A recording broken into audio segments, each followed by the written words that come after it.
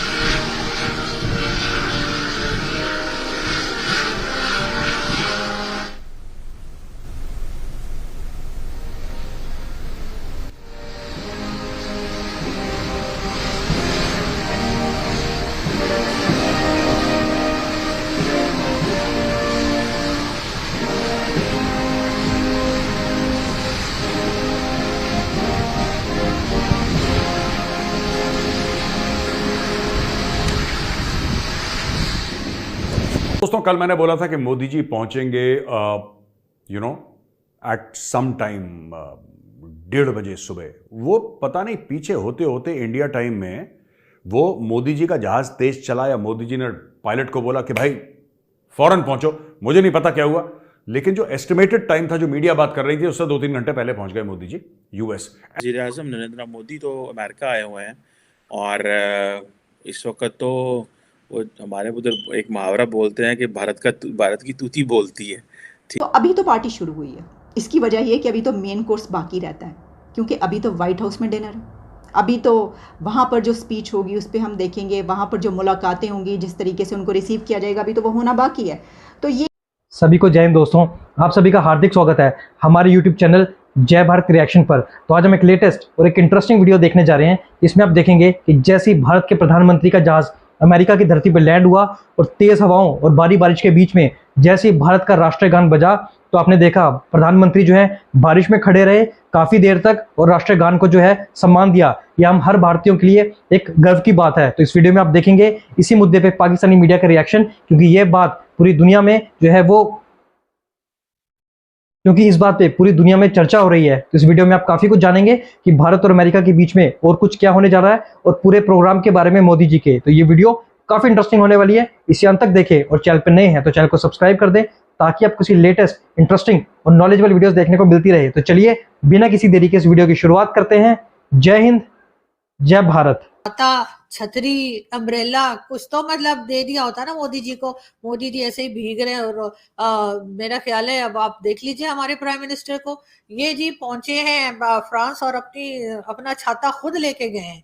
हमने किसी से मांगा नहीं है, ये अपना पर्सनल छाता है शहबाज शरीफ साहब का, हर बार साथ लेके जाते हैं और हमेशा इसी तरह से आपको घूमते फिरते दिखाई देते हैं।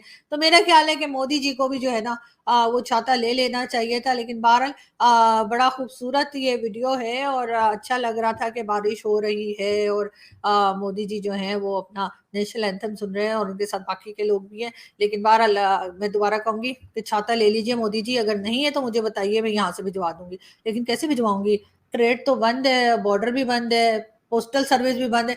दुबई से भिजवा दूंगी, मैं दुबई से कह दूंगी किसी को, वो आपको एक छाता भिजवा देगा। तो आप जो है नेक्स्ट टाइम छाता लेके जाइएगा, वरना आपको फ्लू हो जाएगा। तो फिर आप अगर फ्लू हो जाएगा, जो कि नहीं होना चाहिए और इस तरह का मौसम है, लेकिन ये कि अगर फ्लू हो गया तो मोदी जी देखे ना सारा ट्रिप जो है इतने पैसे खर्च होते हैं, जहाज के भी, आने जाने के भी, इतने लोगों के भी, खाने पीने के भी, वो सारे जो है ना वो खामखा जो है वो जाया हो जाएंगे। तो इसलिए अपनी सेहत का ख्याल रखिए, क्योंकि भारत को ही नहीं बल्कि पूरी दुनिया को जो है वो मोदी जैसे यानी नरेंद्र मोदी, प्राइम मिनिस्टर नरेंद्र मोदी जैसे लीडर की ज़रूरत है। और ठीक है, हम ये नहीं कहते कि बहुत परफेक्ट चल रहा है भारत या हर चीज़ ठीक हो गई है, लेकिन बहुत सी चीज़ें जो हैं वो यकीनन उनका क्रेडिट जो है वो मोदी जी को ही जाता है, जिन्होंने जो है वो भारत की इकोनॉमी हो चाहे फॉरेन पॉलिसी हो और कई दूसरी चीज़ों के ऊपर काम किया और उनको बेहतर किया है। और बहुत से उन्होंने अपने फैन्स भी बना I am a fan of Modi, so so I have to say that. Prime Minister Modi, for whom the sky is not the limit. Well, I also commended India on the response to COVID and how, you know, India was very efficiently dealt with it. The potential of India is enormous. But they have this foundation with the Aadhaar system that means they can do things that most governments around the world can't do. I think India could really show the world how to do it right. जी हाँ, और ये सब के सब लोग जो हैं यकीनन मोदी जी की तारीफ कर रहे थे और तारीफ बनती भी है। और जैसा मैंने पहले कहा कि बहुत सी ऐसी चीज़ें हैं, बहुत से ऐसे काम हैं जो मोदी जी ने किए एज अ प्राइम मिनिस्टर और हम भी उनके फ़ैन हैं। और ये और बात है कि हम मानते नहीं हैं, मगर ये ज़रूर है कि पाकिस्तान में भी मोदी जी के बहुत से फ़ैन हैं। और यकीनन जैसे कि हमारे साथ जो पैनलिस्ट आते हैं और साजिद तारड़ साहब, उनका कहना ये है कि एस्टैब्लिशमेंट को और पाकिस्तान की गवर्नमेंट को आंखें खोल के प्राइम मिनिस्टर मोदी के इस विजिट को जो यूएस में चल रहा है वो देखना चाहिए, ताकि हमें कुछ सीखने को मिले और हम अपने आप को इम्प्रूव कर सकें, हम अपने आप को बेहतर कर सकें। लेकिन इस बीच में राहुल गांधी जी पता नहीं कहाँ पे वॉक कर रहे हैं।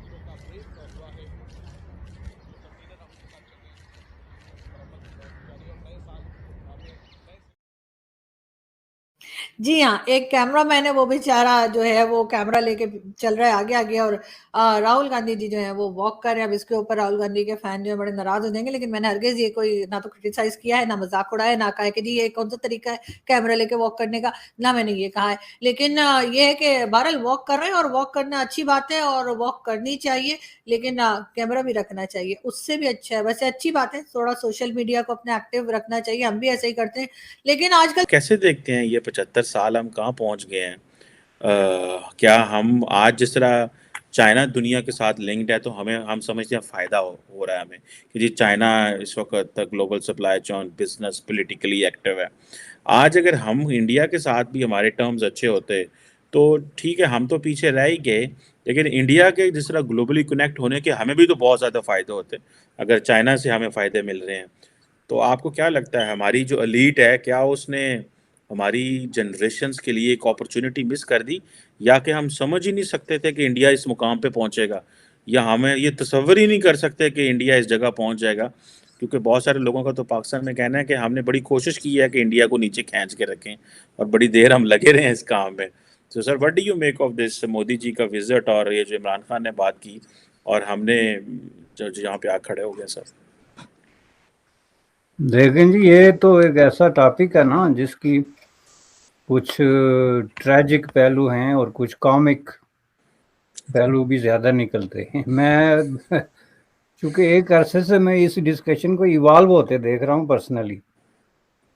2004 में मैंने यहाँ पे कनाडा का एक लोकल केबल चैनल है, उस वक्त ज़ाहिर केबल चैनल ही होते थे, कोई सेटेलाइट या ये सोशल मीडिया नहीं था, तो उस पे मैंने बात करनी शुरू की थी हफ्तावार। तो उसमें लोग मुझसे ये सवाल पूछते थे कि इंडिया पाकिस्तान कंपैरिजन, तो वो मैं चुपके से कर देता था। ये आज से 20 साल पहले की बात है।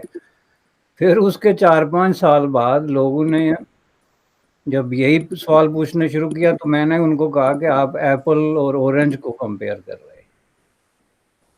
तो अब जो है वो 20 साल बाद जब आप ये सवाल पूछते हैं या कोई और दोस्त पूछता है, तो मेरा जवाब ये होना चाहिए कि देखें जी, इंडिया जो है is a story of success. इस वक्त दुनिया के होराइजन पे या आप उसके अपने रेज्यूमे के हवाले से is a story of success, जिसको वो बड़ी चाबक दस्ती से जिसको आप तूती बोलना कहते हैं। अब लखनऊ वालों को पता होगा कि तोती बोलता होता है या तूती बोलता है। तो वो बड़े सक्सेसफुली उसको प्रेजेंट कर रहे हैं जैसे मोदी साहब ने किया। दूसरी तरफ जो है वो पाकिस्तान की जो स्टोरी है is a story of failure. अब ये मैं एक नए जाविये से कंपेयर करना शुरू हो गया हूँ, story of success, story of failure. वो एप्पल ऑरेंज वो चीज़ें मैंने अब पीछे छोड़ दी, क्योंकि अब ये क्लियर हो गया है कि आपका प्राइम मिनिस्टर जहाँ जाता है वो जो है खून के आंसू होता है और कहता है जी कि दुनिया हमारी तरफ देख के, तो कहती कुछ नहीं लेकिन लगता है कि पूछ रहे हैं कि भाई ये पैसे मांगना कब तक आप बंद करेंगे। तो दूसरी तरफ आप जा रहे हैं यूनाइटेड स्टेट ऑफ अमेरिका में, आपको रेड कारपेट जो है वो प्रोटोकॉल मिलता है, कांग्रेस से खिताब का मौका मिलता है, जितना भी एक बहुत ही करीब तरीन एलाई जिसको आप कहते हैं ना, दोस्त का जो एक ट्रीटमेंट होती है एक सरकारी गेस्ट के तौर पे। और ये बड़े रेयर किस्म के इवेंट होते हैं यूनाइटेड स्टेट ऑफ अमेरिका में। वहाँ तो लीडर हर दिन 2, 4, 20 लीडर बैठे होते हैं दुनिया से आए हुए, लेकिन जो बाकायदा एक स्टेट गेस्ट और उस प्रोटोकॉल के अंदर वो आपको सामने नजर आ रहा है। पड़ोस में हमारे जो बहन भाई हैं वो इतनी तरक्कियों पर है और दूसरी साइड पे हमारा आज कभी बेंच टूट रहे हैं, कुछ टूट रहा है, तो हमारे जो है वो ठीक नहीं है, उस पर अफसोस होता है। मिले जुले से जज्बात है, लेकिन ये कि मैं बड़ा खुश हूं, बल्कि डिटेल बताना चाहूंगा आपको। एक तो मौसम जो है वो 3-4 दिन से बारिश है बिल्कुल। आज अभी जो हम बात कर रहे हैं इस वक्त मोदी जी कांग्रेस में स्पीच दे रहे हैं। उससे पहले डायस्पोरा इकट्ठा था व्हाइट हाउस के अंदर, छतरियां थी, बारिश हो रही थी।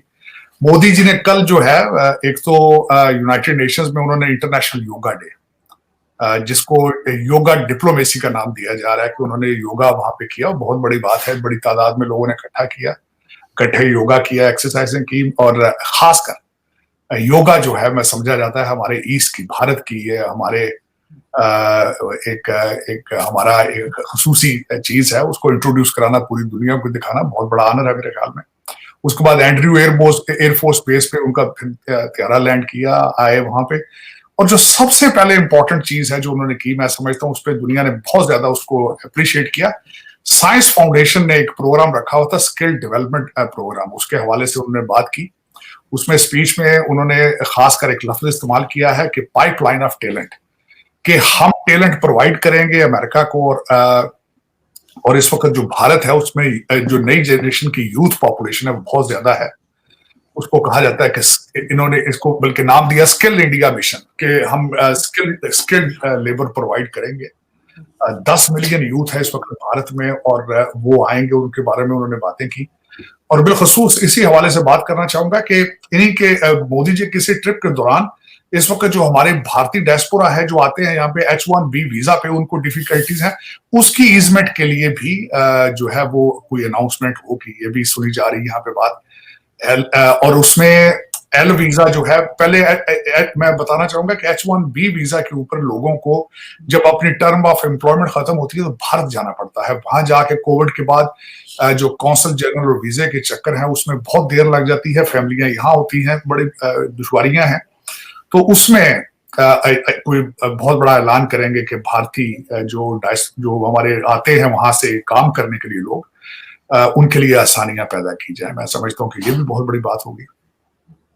उसके बाद मोदी जी की मुलाकात हुई है जो है सेमीकंडक्टर इंडस्ट्री, उनके लोगों से मुलाकातें हुई हैं।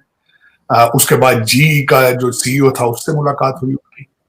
और तेजा जहाजों के जो इंजन बनाने के जो डील चल रही है, यहाँ पे मैं ये बताना चाहूंगा अभी तक सिर्फ दुनिया के 4 कंट्रीज हैं जिनके पास जेट इंजन बनाने की टेक्नोलॉजी मौजूद है, और उसमें India will be the next 5th one. बहुत बड़ी बात मैं समझता हूँ।